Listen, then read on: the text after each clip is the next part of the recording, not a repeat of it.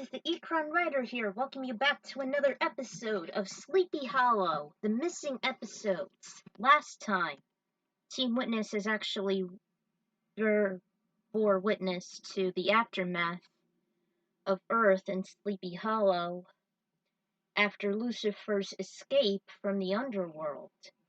Needless to say, everything was devastated, and I mean literally everything.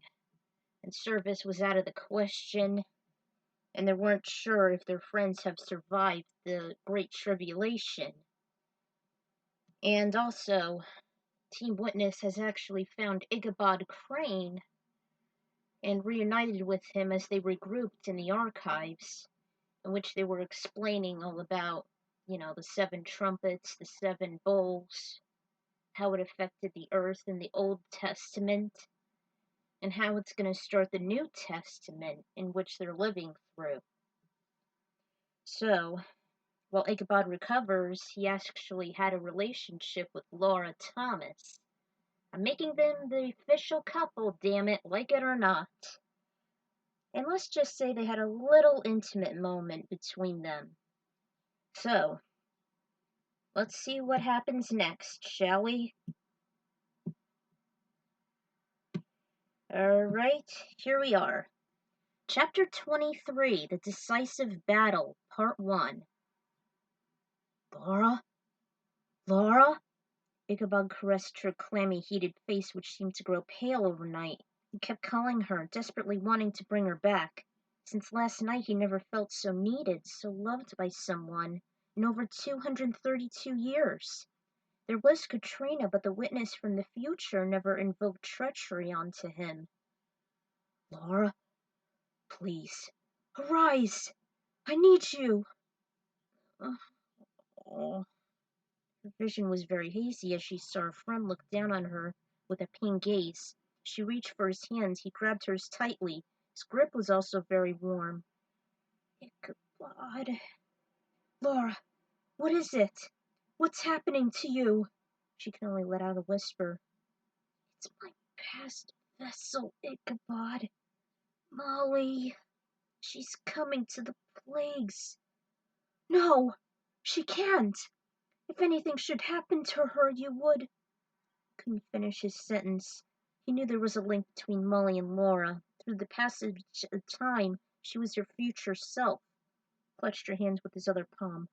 Laura, stay with me. We all need you. Crane? They heard Jenny marching from the long hallway after she looked in. She entered, and they were lucky Laura's weak, naked body was covered in a thick blanket. He did manage to dress himself before he tried to awaken his beloved. The artifact hunter sat beside them. Crane, what's wrong with Laura?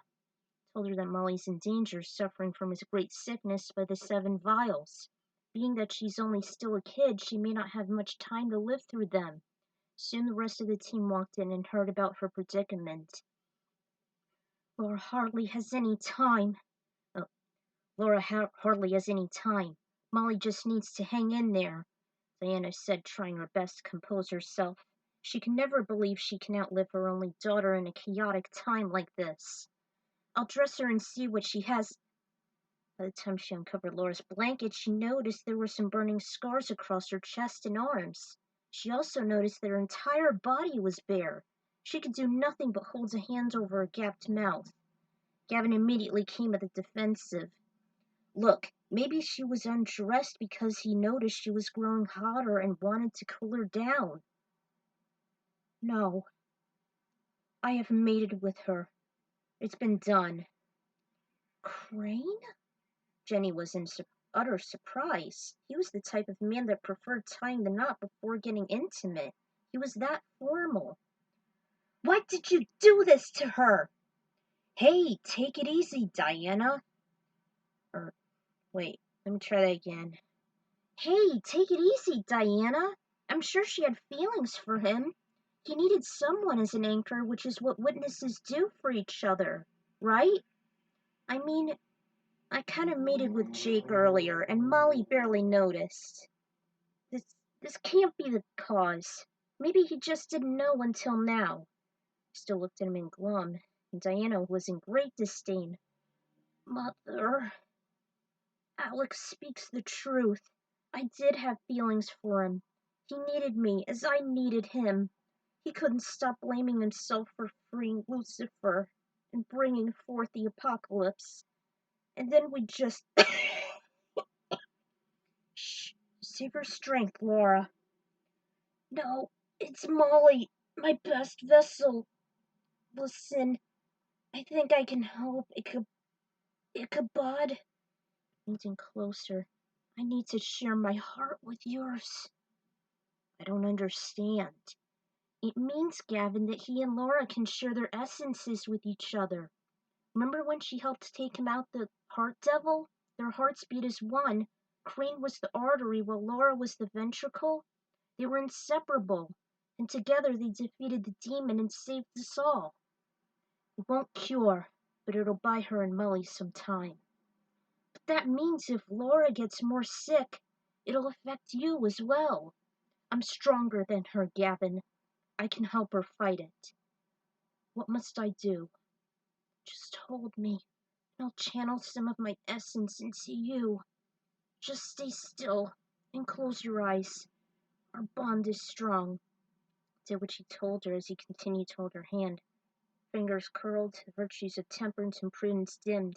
There was a flashback when Ichabod made a bonding ritual as he entered inside Gavin's mind while he was fighting his guardian's dark apparition. Their bodies tingled as if a portion of Laura's soul shot into his like a jolt of electricity. They felt numb afterwards, and then their hearts began to have a trepitation. The spell was complete as Ichabod felt his heart beat once, while Laura's finished his.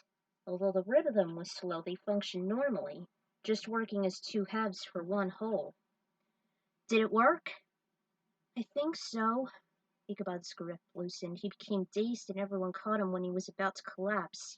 He breathed in deeply, trying to keep himself together. I guess two hearts are certainly better than one, rather than just two heads. Oh, damn it. I guess two hearts are certainly better than one, rather than just two heads. I'm all right. How's Laura? You think you can delay Molly's ailments from the 7 plagues? I don't know. It all happens so fast. We are half in and half out of our own planes, almost like an astral form. We could be vulnerable under enemy onslaughts as well as the vials. Which means if one gets inflicted, so does the other.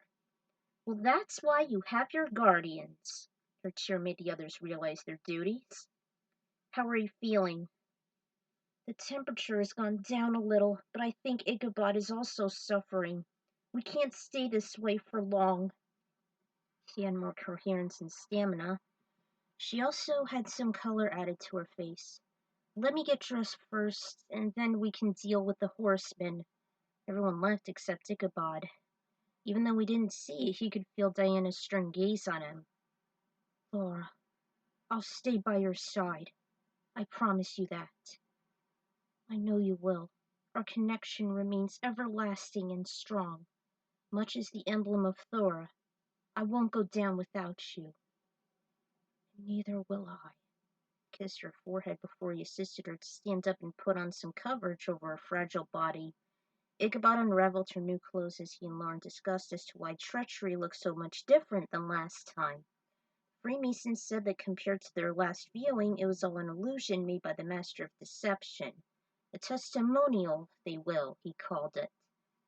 Outside the archives, the sky was a bright cinnabar overcast. The air was still dry and humid, and the team feared they could be bait for any demon that's willing to strike them without warning.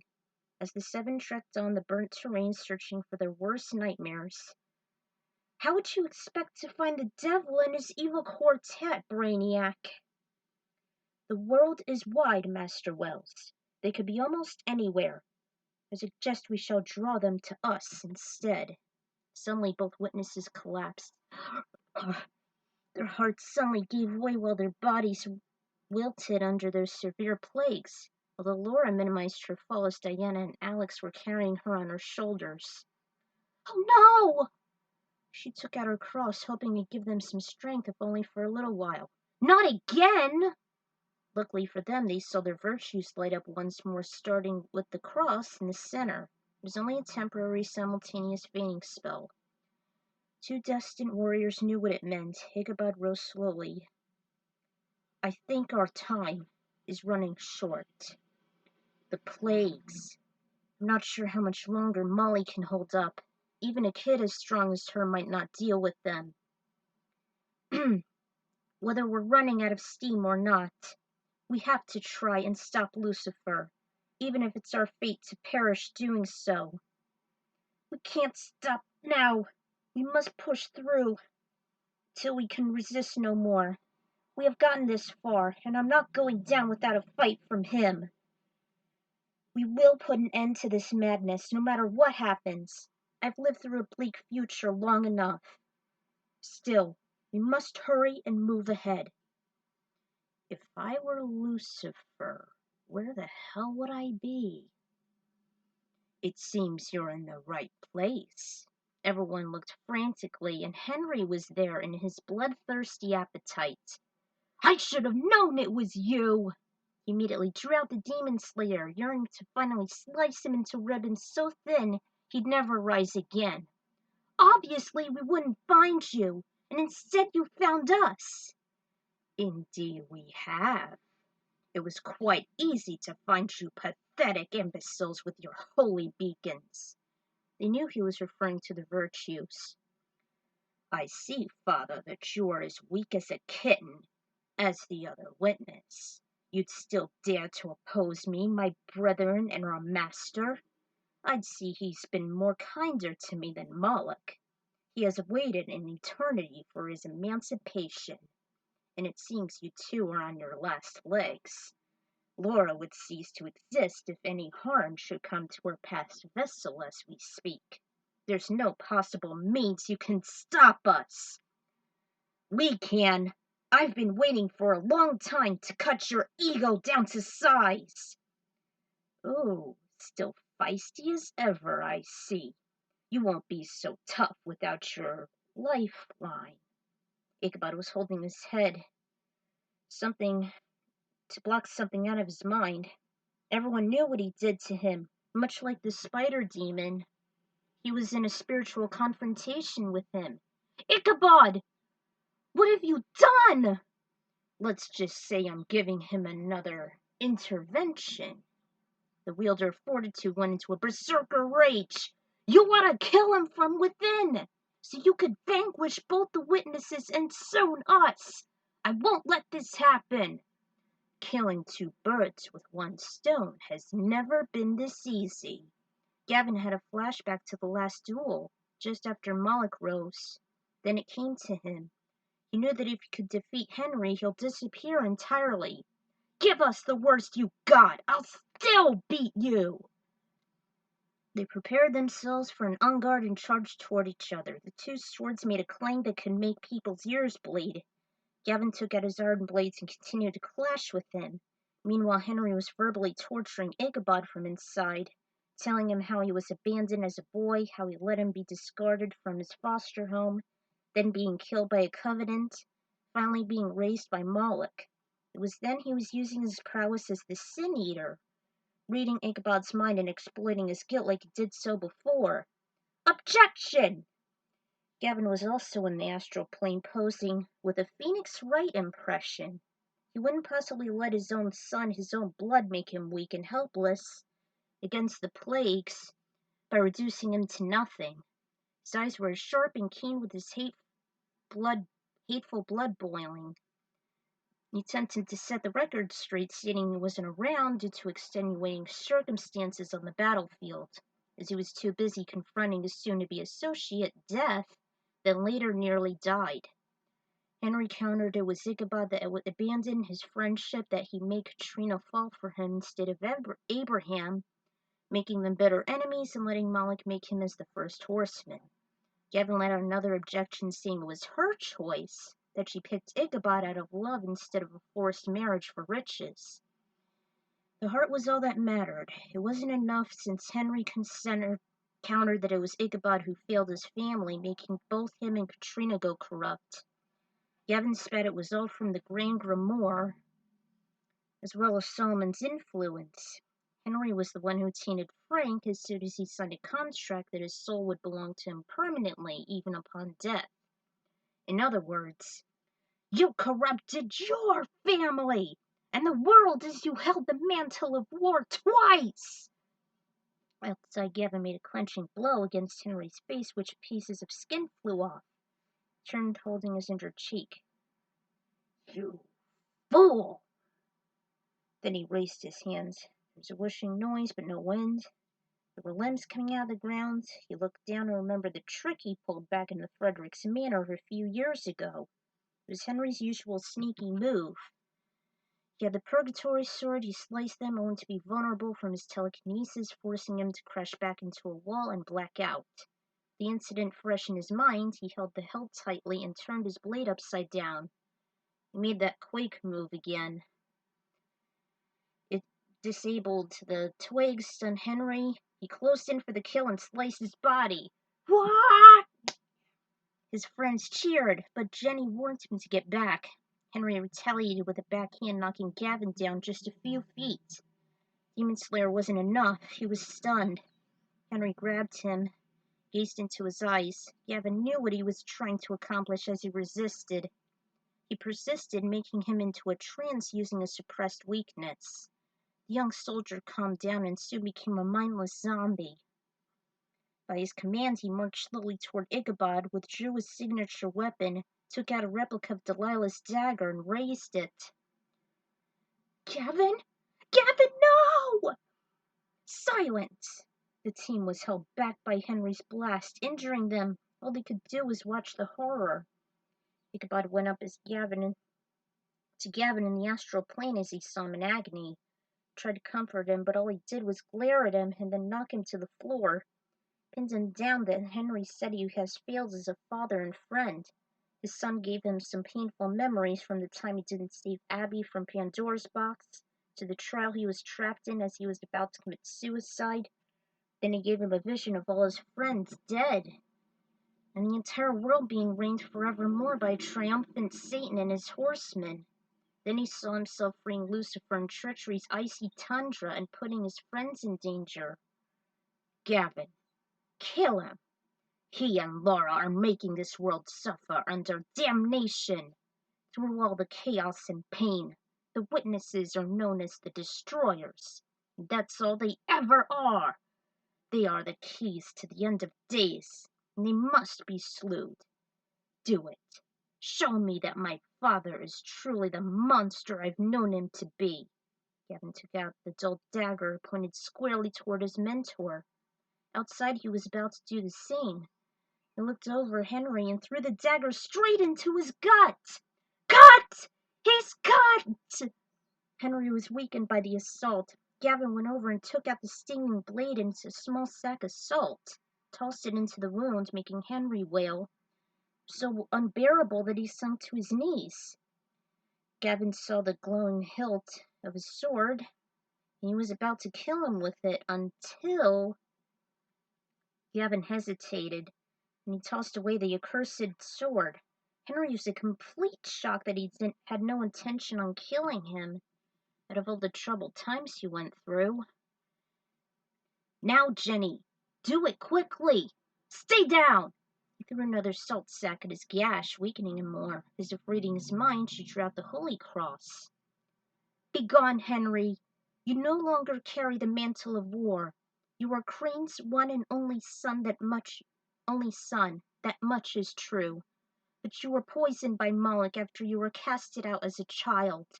And since then you wanted to take revenge on your family. Then you forced Katrina to work for you by awakening your so-called covenant of witches.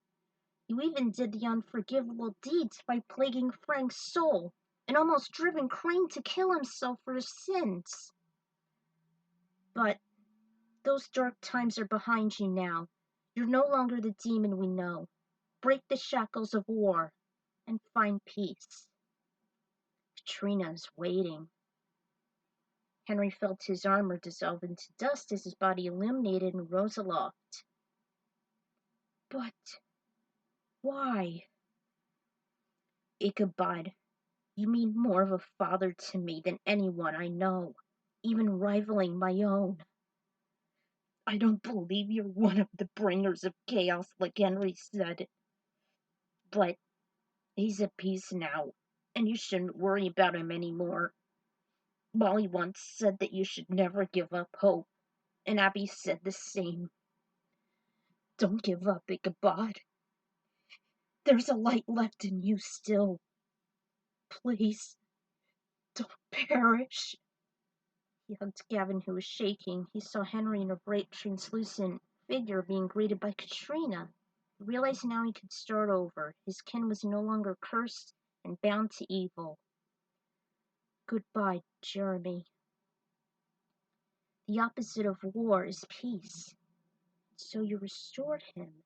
Freemason was still awed by Gavin and Jenny's efforts. He couldn't be more grateful, and with War's shell broken, there were only 3 more to go. I could never thank you enough. Son. They embraced each other tightly. Jake shouted, "Look out!" A poison dart shot toward a nearby boulder, making it decay. Sure enough, it was Pestilence with his rider Logan. Ready for round 3? You betcha! Let's go! Alex was beside him, and Jenny strategized to keep their distance. With a raised hand, the witnesses went down once more. Protect the witnesses! Jake and Alex fought off the crazed celebrity. They used everything from their disposal, from their holy grenades, which left a disturbing mark, to the silver-tipped crossbow, trying to stay as far away from Pestilence as possible. Meanwhile, Jenny had laid the cross close to the sick duo, trying to buy them more time. Unfortunately, Logan's biokinesis got the best of him. By the time he unleashed his viral vial onto the group, everyone that made contact got sick. It was even equivalent to the 7 vials laid upon the land. The witnesses' condition grew worse as they clung to dear life as much as they could, almost literally so. Their hands very tightly, and burning sores, their sore throats were closing up rapidly and causing suffocation. Their body temperatures skyrocketed, their immune systems were shutting down under the ailments that could rival having cancer or AIDS. Or perhaps the coronavirus. You're all just a bunch of feeble, worthless mortals. You have a snowball of a chance to defeat me and my friends. My plague has already divided and rendered the world into ruin. I have been proven to be the most powerful celebrity on Earth. No one can surpass me. Not even Doug Walker or Sir Paul McCartney, nor the Pope and the Fallen Kings. My powers are infinite!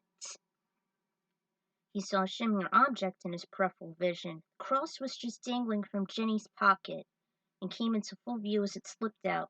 She was the only one who was hardly affected by Logan's destructive diseases. Can you surpass the power of the Almighty? What is this?